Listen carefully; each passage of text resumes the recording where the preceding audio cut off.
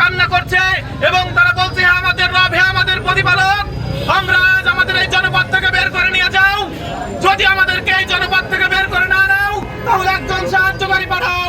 প্রিয় উপস্থিতি, প্রিয় মুসলিম উম্মত, আমি আজকে উদারতা আহ্বান রাখতে চাই। আল্লাহ তাআলা এখানে বলছেন আজকে ফিলিস্তিনের অসহায় নারী, যুবক, পুরুষ, শিশু, বৃদ্ধ সবাই আজকে ফরিয়াদ করছেন, হে আমাদের রব, হে আমাদের প্রতিপালক, আজকে আমাদের এই জনপদ থেকে বের করে নিয়ে যাও। কারণ আমরা সকাল থেকে রাত পর্যন্ত কখনো আমরা স্থির হয়ে থাকতে পারি না।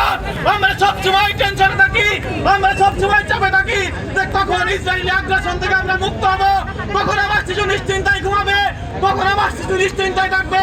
আমরা ঠিক মতো ইবাদত করতে পারছি না এবং তারা বলছে আমাদের রব, হে আমাদের প্রতিপালক, আজকে আমাদের জন্য একজন সাহায্যকারী পাঠাও।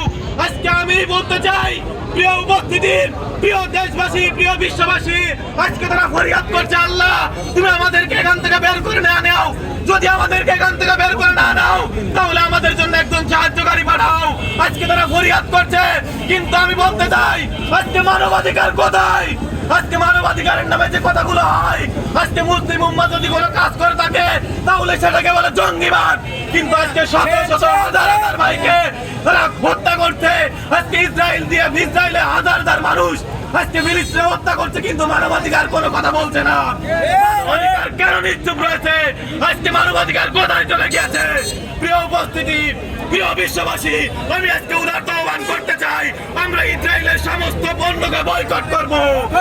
আমরা এই পণ্য বয়কট করার মাধ্যমে আমরা বলতে চাচ্ছি আজকে ইসরায়েল এই সকল পণ্য থেকে 25% এই অস্ত্র দিয়ে ব্যবহার করে আজকে আমাদের বুকে, আমাদের ভাইয়ের বুকে আমাদের টাকা দিয়ে অস্ত্র কিনে গুলি করছে।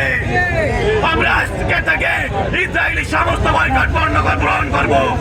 বর্জন করার মাধ্যমে আমরা ইমানি শক্তি প্রয়োগ করে এবং আমি উদারতা আহ্বান রাখতে চাই, আমরা যেন সমস্ত প্রকার অন্যায় সবসময় প্রতিহত করার সর্বোচ্চ চেষ্টা করি। তাহলে তারা ভুল ভাবছে, যত বেশি মুসলমানদের উপর অ্যাটাক হবে তত বেশি ইসলাম আরো বৃহত্তর আকার ধারণ করবে। ইসরায়েল যদি মনে করে থাকে ফিলিস্তিনকে শেষ করে ইসলামকে শেষ করতে পারবে, তাহলে ইসলাম আরো বৃহৎ আকার ধারণ করবে। ইসলামের মধ্যমণি যারা আছে, তারা যারা পাঁচাটা, যারা বসে আছে, যারা দেখতেছে ফিলিস্তিনদের উপর এই অত্যাচার, তারাও এই জবাবদিহিতা করবে, তারা আল্লাহর কাছে যে জবাবদিহিতা করবে। আমরা ইসরায়েলের পণ্য বয়কট করছি, আমরা ইসরায়েলকে শায়েস্তা করতে চাই।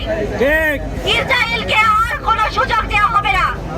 আমাদের টাকায় আমাদের ভাই বোনদের বুকে পিস্তল, আমাদের ভাই বোনদের বুকে বুলেট ছোড়ার সুযোগ। আপনারা জানেন আমরা কেন এখানে একত্রিত হয়েছি। আজকে দেখুন ফিলিস্তিনের উপরে যে হামলা, হত্যাযজ্ঞ